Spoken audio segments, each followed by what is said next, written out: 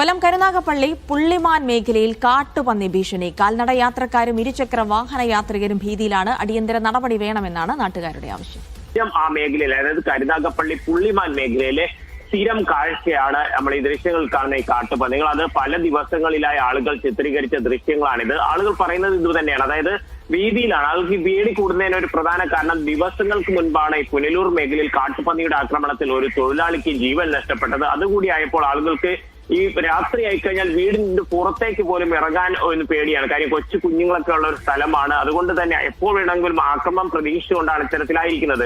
ഈ ഒരു കാട്ടുപന്നി ഇത്തരത്തിൽ ഇവിടേക്ക് വരികയും പല വീടുകളിലും ഗേറ്റിലും മറ്റുമൊക്കെ വന്ന് പ്രശ്നമുണ്ടാക്കി ചെയ്ത് പലതും മതിലുകളുള്ള വീടുകളായതുകൊണ്ടാണ് വീട്ടിലേക്ക് പ്രവേശിക്കാതെ ഇരിക്കുന്നത് എന്നുള്ളതാണ് ആളുകൾക്ക് ആശ്വാസകരമായിരിക്കുന്ന ഒരു കാര്യം.